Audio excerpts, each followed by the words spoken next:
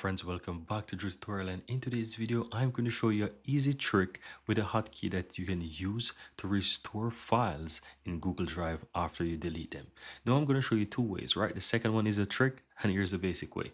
So what you want to do, once you go ahead and find a file or files that you want to delete, just simply go ahead and delete file. So what I'm going to do, I'm going to select one of this file here. So let me go ahead and select this file and simply right click on that file and simply move to trash, right? Or I can simply click on the file and click delete on my keyboard.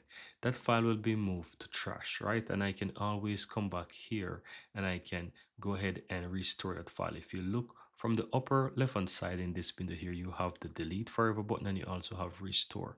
So I can simply go ahead and highlight the files and I can restore them. You can also go ahead and you can do that by simply right click on the file and you have the option to restore. So you can go ahead and you can restore. Now a quick way how to do that, and this is a little trick. If you let's say delete all of your files, or you simply delete a few files, right? Could be one, two files, doesn't matter. I'm going to simply select all of these files and hit delete on my keyboard.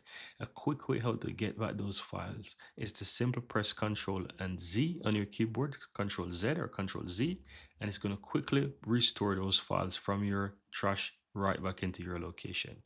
And that's it. Very easy and very simple.